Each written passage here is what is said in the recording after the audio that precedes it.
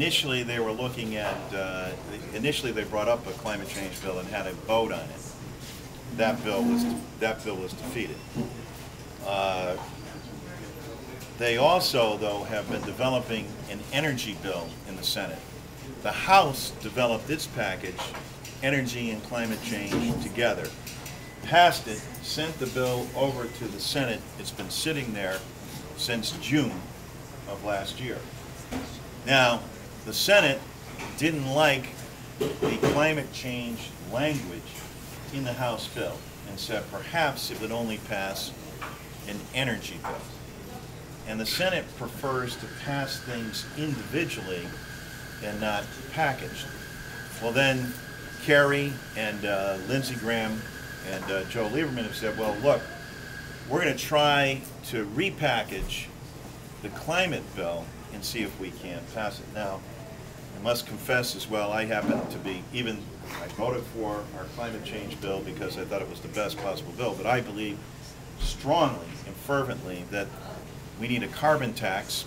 We need to have something that we can focus on, that makes sense, that's accountable, and what we ought to do is take and put a tax on carbon and then pass the savings along through the payroll to people, the end users and consumers, who will surely see an increase in their pricing. Climate change, the way that we've configured it right now, relies too much on Wall Street to produce a solution. It became a very ingenious way of looking at talking about climate change without suggesting there had to be taxes, because instead there would be financial instruments that would allow trades to take place. Does this sound familiar at all? Financial instruments that will allow the packaging and bundling of trades to take place that could be sold either as derivatives or overseas, that would drive costs down and that people could buy from, etc. You may know, of course I'm sure you do, that Europe had put together a similar kind of a package fraught with a lot of possibilities. I'm a big fan of Thomas Friedman. I had an extensive interview with him in my office and tried very hard to put forward carbon legislation, carbon tax legislation, which I believe is more direct, more accountable, and achieves the goal quicker. In fact, even this past summer, a number of the European nations were saying, you know, how do we hold one another accountable on these issues if we don't go to a system like that?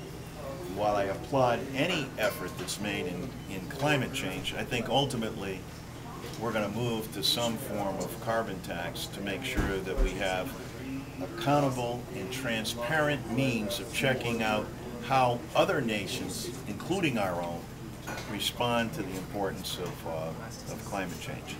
So the House has a bill sitting in the Senate. Lieberman, Kerry, and Graham are trying to propose an amendment to either their energy bill or provide a standalone bill that they would hope to bring to the floor and get bipartisan support.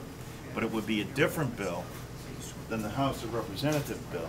It would probably come over on its own to the House if it were to pass, if they're able to bring it up in the Senate, if they're able to get beyond the 60-vote cloture, which members of the Senate on the other side have said they would oppose it. So if we really, really care about this, like, it seems like there has to be like a long-term strategy, because in the short term, nothing's happening.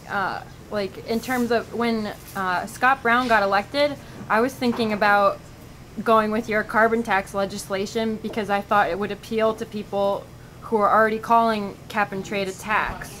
And so I was wondering if Republicans are open to that. No, they're not open to that. Because it's shifting the tax off of labor and onto pollution. It is. That's the whole concept, is to tax pollution and not to tax people's labor, and to pass the savings along through the payroll tax to people who would be able to use that to offset any anticipated rise in cost.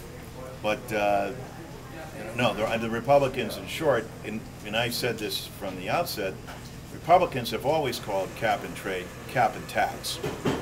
And And they're saying ultimately that people are going to pay a tax regardless.